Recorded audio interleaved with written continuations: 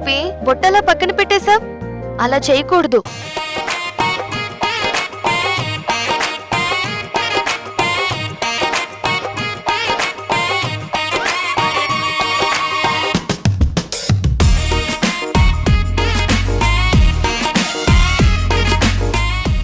Madam, నాకు బొట్టు పెట్టారు, మీరు బొట్టు పెట్టుకోవడం మర్చిపోయారు.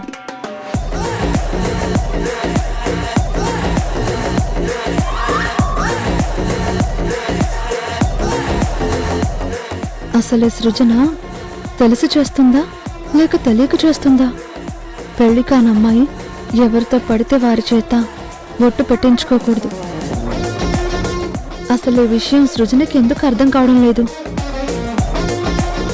తారగారు, ఆ తింగరోడు తెలియకనే అలా చేశాడు. బొట్టుని నిష్కల్మషంగా పెట్టాడు అంతే. దీని గురించి ఎక్కువ ఆలోచించకండి.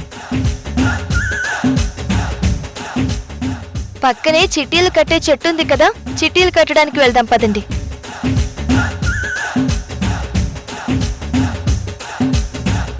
గోపి, తారాగారు, సృజన గారు వెళ్తున్నారు. నేను బాడీ గార్డ్ని, నేను వెనకే వెళ్ళాలి. సృజన ఏమైనా యుద్ధానికి వెళ్తుందా? సైన్యంతో వెళ్ళడానికి? చెట్టుకి చీటీ కట్టడానికి వెళ్తుంది. నువ్వు ఓవర్ చేయకు. నేనే ఓవర్ చేస్తున్నాను మేడం. మీరేం మాట్లాడుతున్నారు? మరి అమాయకుల్లా నటించకు. అసలు బాడీగార్డ్ అంటే సృజనపై ఈగలు దోమలు వాలకుండా చూసుకోవడం, అంతేకాని ఎత్తుకుని గంటలు కొట్టించడాలు, బొట్లు పెట్టడాలు ఇలాంటి పనులు చేయకు. ఇంకోసారి ఇలా జరిగిందో... అది కాదు మేడం. ఏం మాట్లాడుకు. ఏంటి, ఈ విషయాలు సృజనకు చెప్తావా?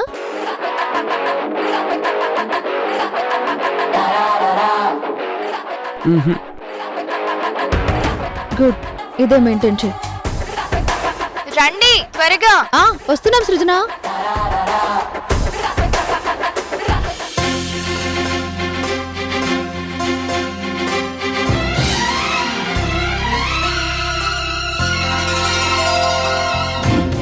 తారా, నువ్వు ఈ గుడికి ఎక్కువగా వస్తావు కదా, ఈ చెట్టు స్పెషాలిటీ ఏంటో చెప్పు. తారా, ఈ చెట్టుకి అన్ని స్లిప్స్ కట్టున్నాయేంటి? దీన్ని కల్పవృక్షమని అందరూ అనుకుంటారు. ఇక్కడ అమ్మవారికి దండం పెట్టుకుని ఒక చీటీ మీద మనం మంచి జరగాలి అనుకునే వాళ్ళ పేరు రాయాలి. అలా రాస్తే వాళ్లకు మంచి జరుగుతుందా? తప్పకుండా జరుగుతుంది. ఇది చాలా మహిమగల చెట్టు.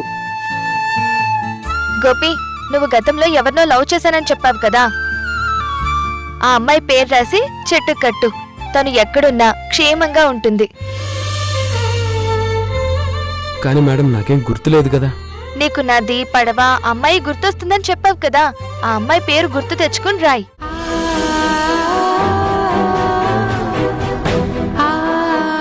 నాకు పడవ, దాంట్లో అమ్మాయి గుర్తొస్తుంది, కానీ ఆ అమ్మాయి పేరు గుర్తుకు రావట్లేదు మేడం.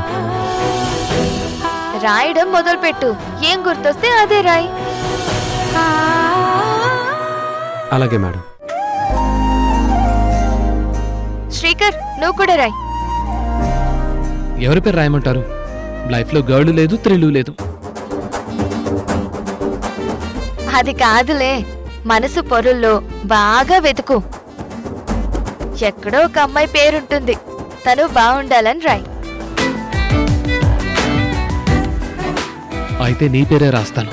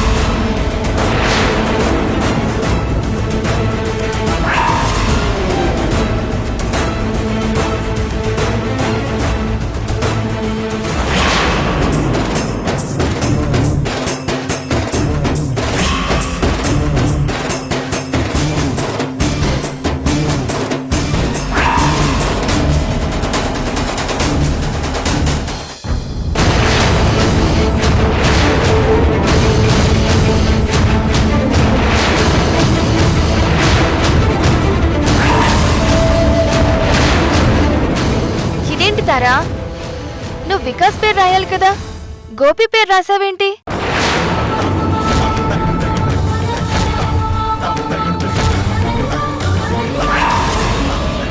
గోపి మామూలు మనిషి అవ్వాలని కోరుకున్నాను. అందుకే తన పేరు రాశాను. నేను కూడా అదే రాశాను తారా. చూసావా, మనిద్దరం ఒకేలా ఆలోచిస్తున్నాం.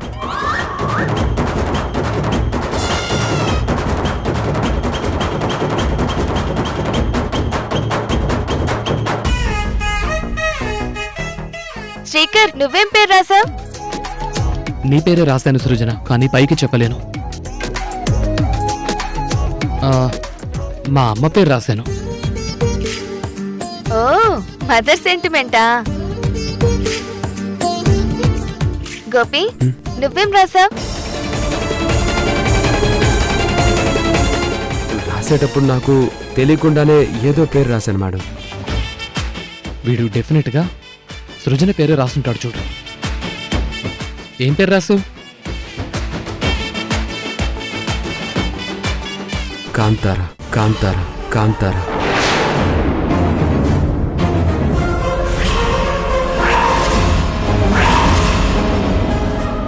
నేనెక్కడో ఉన్నాను, అక్కడ నా కాంతారా లేదు. నీ గతంలో ఆ పేరే అస్తమానం పలికేవాడివి. చివరికది గుర్తొచ్చిందన్నమాట. ఇంకేం గుర్తు రాలేదా? లేదు మేడం. ఏం పర్వాలేదు, ఇంతవరకు గుర్తురాని పేరు ఇప్పుడు గుర్తొచ్చింది. అంతా ఈ చెట్టు మహిమ. త్వరలోనే నీకు నీ గతం మొత్తం గుర్తొస్తుంది గోపి. నిజంగా గుర్తొస్తుందా? వస్తుంది, వచ్చేలా నేను చేస్తాను.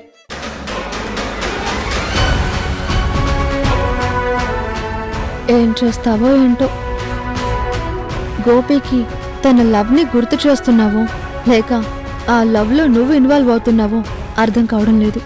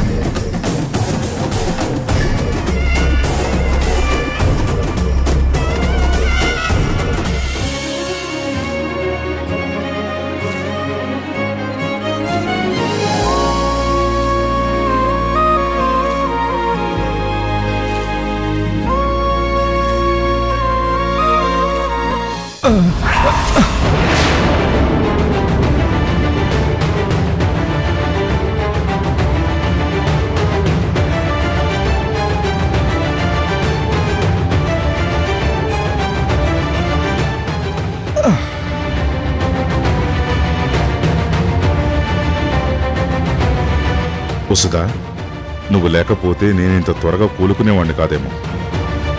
నీ రుణం ఎలా తీర్చుకోవాలో అర్థం కావటం లేదు. సార్, అంత మాట అనకండి. మీ ఉప్పు తింటున్నాను.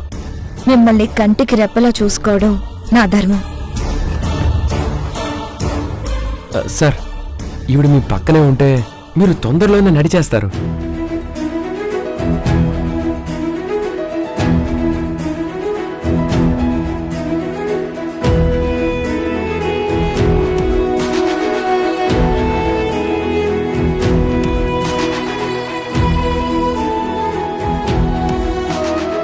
వసుధ గారు, ప్రసాదం తీసుకోండి.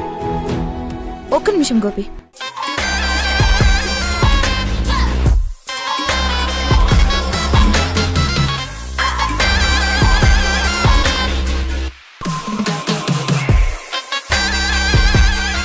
ఏ వసుదా, మావదిని చెప్పులు వేసుకున్నావేంటి?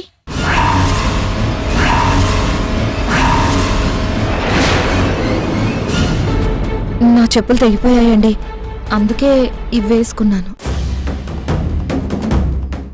నన్ను క్షమించండి. వసుదా, నువ్వేం ఫీల్ అవ్వక్కర్లేదు. మా మమ్మీ స్లిప్పర్స్ వేసుకున్నంత మాత్రాన నిన్నెవ్వరూ ఏమీ అనరు. అది కాదు సృజన, అవి అత్తయ్య, ఇప్పుడు అమ్మే లేదు కదా, తన వస్తువులు వసుధ వాడితే తప్పేంటి? వసుధా, నువ్వు మా ఇంట్లో మనిషిలా కలిసిపోయావు. అమ్మ వస్తువులు నువ్వు వాడుకోవచ్చు. అది కాదు సృజన, నేను చెప్పేది ఏంటంటే అవి యశోదా, సృజన చెప్పింది విన్నావు కదా, అహల్య వస్తువులు ఎవరైనా వాడుకుంటే మంచిదే కదా. వసుదా, స్లిప్పర్స్ వేసుకో.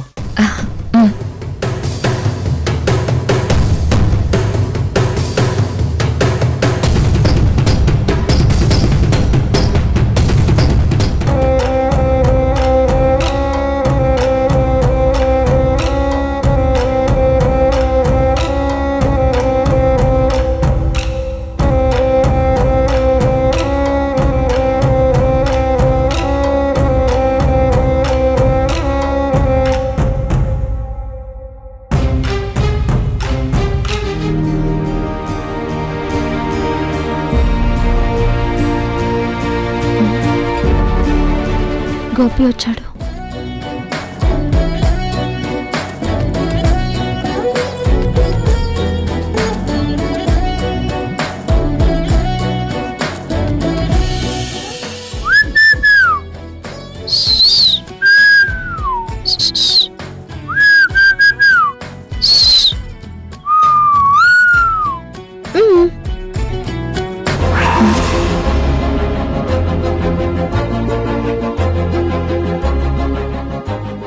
ఇదంతా కళ. గోపి నిజంగా వచ్చాడేమో అనుకున్నాను.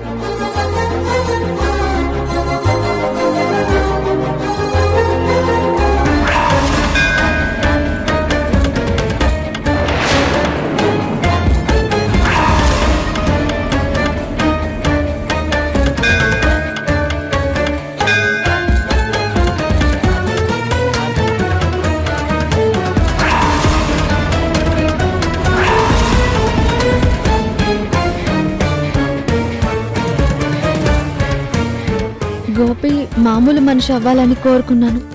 అందుకే తన పేరు రాశాను. నేను కూడా అదే రాశాను తారా. చూసావా, మనిద్దరం ఒకేలా ఆలోచిస్తున్నాం.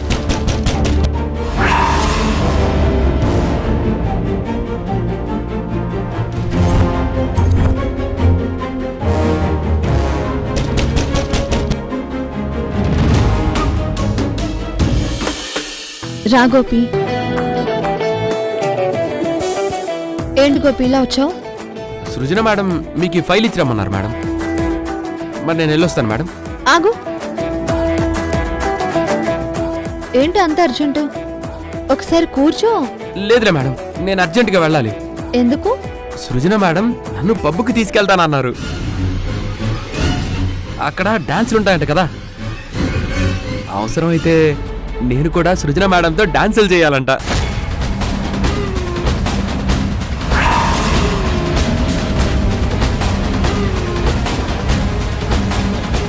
నీకు డాన్స్ వచ్చా? రాకపోయినా పర్వాలేదంట మేడం. ఒకళ్ళనొకళ్ళు పట్టుకొని అటు ఇటు కదలటమేనంట కదా మేడం. మేడం నేను వెళ్ళొస్తాను. గోపి,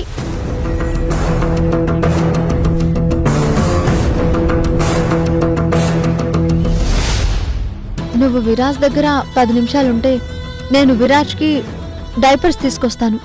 మీకెందుకు మేడం శ్రమ, నేను వెళ్ళి తీసుకొస్తాను. ఏం తేవాలో నీకు తెలియదు కదా. ఒక 10 నిమిషాలు ఉండి వచ్చేస్తాను. సరే మేడం, కొంచెం త్వరగా వచ్చేయండి. సరే.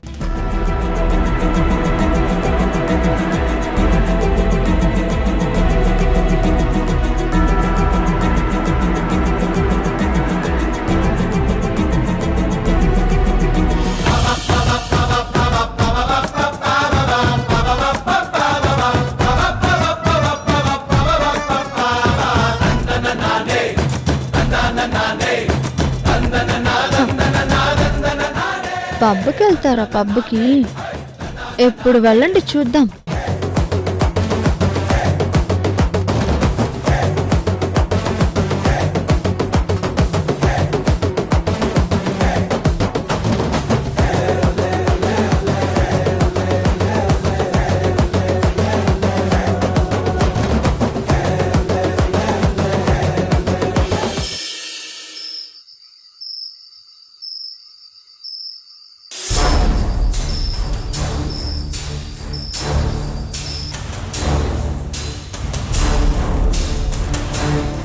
వెంటనే రమ్మని చెప్పాను కదా, ఎక్కడికి వెళ్ళాడు?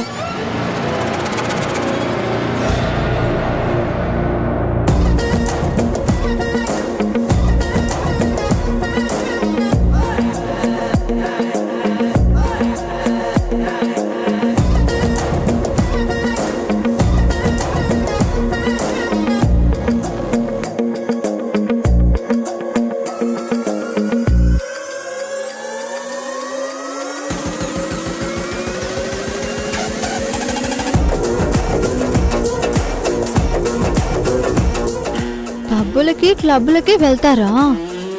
ఎలా వెళ్తారో నేను చూస్తాను. గతం మర్చిపోతే మాత్రం ఇలాంటి వేషాలు వేస్తావా? నీ కలలో నది పడవ ఒక అమ్మాయి కనబడుతుంది అని చెప్తున్నావు కదా, అంటే నీకు ప్రియురాలు ఉన్నట్టే కదా?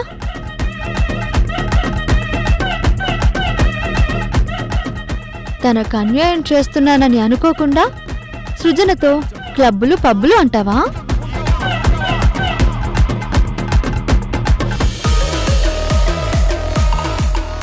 టైం అయిపోతుంది, ఇంకా రాడేంటి? అసలు ఈ టైంలో గోపిని పంపించి తప్పు చేశాను. తప్పో ఒప్పో, నా గోపి కోసం నేనేమైనా చేస్తాను. ఎంత టైం అయినా అవ్వని. నువ్విక్కడే ఉంటావు, తను అక్కడే ఉంటుంది.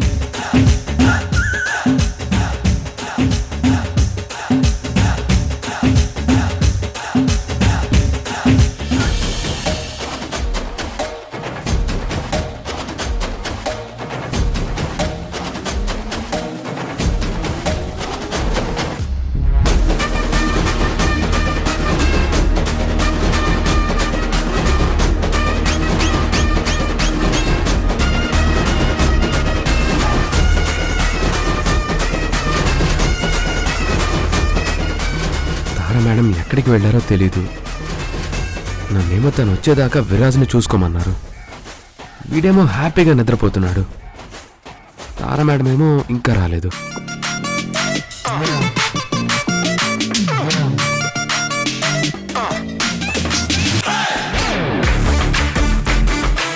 విరాజ్ లేవలేదు. ఇప్పుడు ఎలా? అవతల నా కోసం సృజన మేడం ఎదురు చూస్తూ ఉంటారు.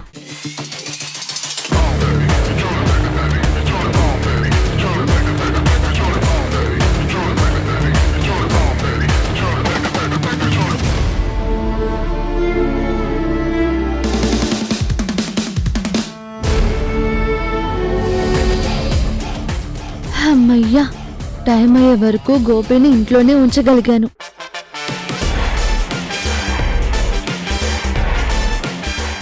ఇక ఇప్పుడు సృజనతో కలిసి ఎక్కడికి వెళ్ళలేడు.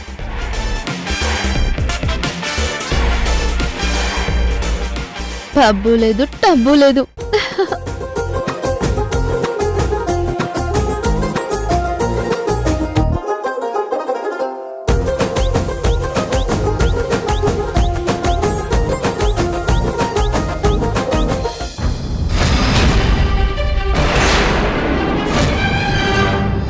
ఇదేంటి తలుపు తీసింది?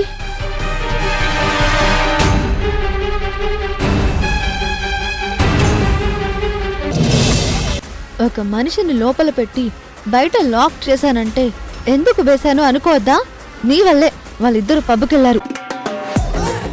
గోపి, ఐస్ క్రీమ్ తిందామా?